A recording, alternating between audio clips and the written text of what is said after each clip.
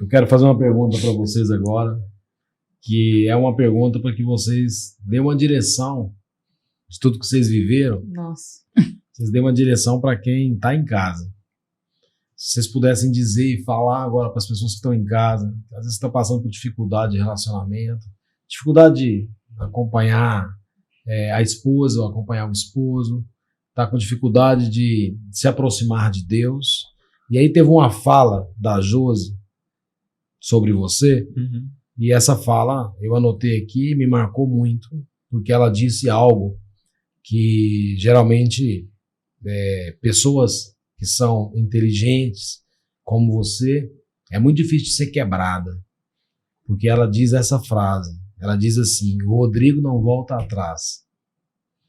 E aí existem muitas pessoas que estão tomando decisões de separar, por exemplo, de não querer mais lutar pela família, porque são pessoas que não querem mais voltar atrás. E a gente sabe que o que aconteceu com você era o que você disse que não faria, Deus fez com que você fizesse. Mudar toda a trajetória. Sim.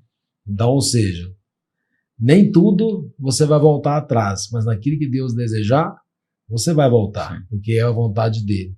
Então, o que vocês dois podem trazer como mensagem para famílias que não têm mais esperança, que não sabem mais o que fazer, que já intercedeu, que já orou, que já comungou, que já fez o que podia ser feito pelo relacionamento e está com muita dificuldade de fazer essa jornada de família? Porque eu olho para a vida de vocês, o Matheus, um jovem forte, inteligente e equilibrado. Veja a Laís, uma menina doida para degustar Deus, experimentar Deus, como você experimentou. E eu vejo o Noah preparando para essa grande navegação, né, de conduzir, navegando juntamente com Deus e levando uma geração dentro da arca. Então, fala aí, o que vocês dois podem trazer de mensagem para essas pessoas? Gilberto, tem uma palavra, acho que em relação a isso, tem uma música que expressa muito bem isso, que é: a gente tem que aprender a descansar em Deus. É descansar em Deus. Aprender a colocar as coisas na mão de Deus, a sua vida, a sua casa, a sua família, e esperar o momento dele. O deserto, todos nós vamos passar. Nós temos que dar graças até para o deserto. Sim. Entendeu? Porque isso aí vai ser uma preparação. Deus está nos preparando para algo muito maior. Se a gente não entende isso, não entende esse processo, como é que você vai desfrutar lá na frente? Né? Então, por muito tempo, a gente, nos momentos de oração nosso, de adoração, eu e a Josi, e lá na Servos de Deus, eu acho maravilhoso que ela nos proporciona estacionar nós dois em adoração. Está vazio, porque a gente vai normalmente 9, 10 horas da noite, e tá pouca luz, então fica maravilhoso, fica um momento tão gostoso.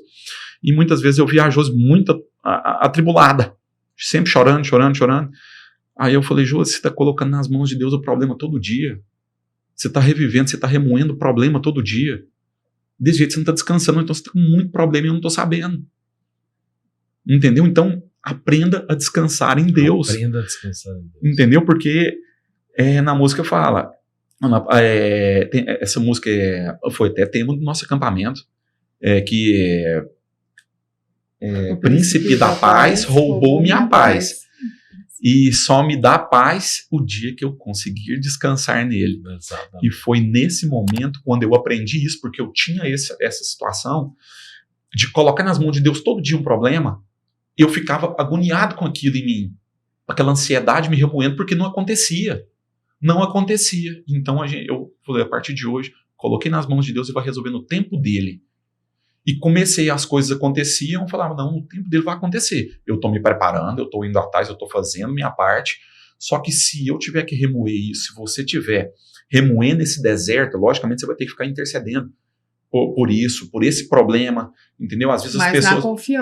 Na confiança sempre, com fé, entendeu? Eu falei muito pro pessoal do nosso acampamento: gente, fé é muito importante, a gente ter fé nesse processo. A gente colocar nas mãos de Deus o problema e deixa Deus resolver. Logicamente, você vai ter que ficar intercedendo pela sua família, e a mulher, no caso, eu falo para a Josi que ela é o alicerce nosso, eu quero que ela ela intercede muito por nós, eu acho maravilhoso isso. Então eu falo para a Josi, não para. Sendo intercessora. Seja nossa intercessora sempre, porque isso aí foi o que mudou nossa vida. Entendeu? No tempo dele. Amém. No tempo de Deus. A minha maturação chegou tarde, talvez para nós. Mas para Deus era o momento certo. Era o momento, senão ele não teria. É isso mesmo. Era o momento certo. Então a gente tem que preparar para isso. Descansar em Deus. Tem que descansar. Eu acho que hoje isso aí me trouxe essa paz, me trouxe a paz para enfrentar esses desafios que eu ando tendo na vida. A gente brinca, Gilberto, que o que a gente entendeu de tudo que a gente vem vivendo e que a gente não parou, porque todo dia é uma coisa nova, é que os problemas, você faz o acampamento, você começa a viver na igreja, você conhece a Deus, os problemas não vão parar. Muito pelo contrário, às vezes até eles aumentam numa quantidade razoável. Mas o que muda é essa forma da gente ver. Agora, a gente brinca que não adianta a gente ver e ficar parado. A gente precisa descansar, entregar, mas se manter em movimento para que Jesus haja. Porque muitas vezes também a gente deixa o barco seguir. Não, um dia Jesus vai fazer, tá tudo certo. E você não procura a mudança. Sim. Então você tem que estar sempre nessa mudança, porque a gente brinca que se a gente não tivesse colocado o pé e não tivesse deixado Jesus falar cada próximo passo, a gente não estaria onde a gente está hoje. Uau. E Jesus vem trabalhando tanto na nossa vida de coisas assim, ó. Vou te falar de uma coisa que aconteceu assim esses dias que eu falei, o exemplo de que Jesus está fazendo.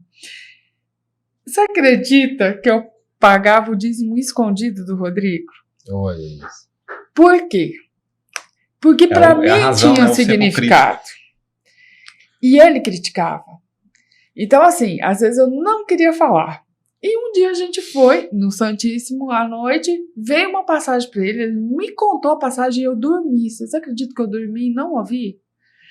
E tudo bem, nós fomos embora, tal. Apaguei lá.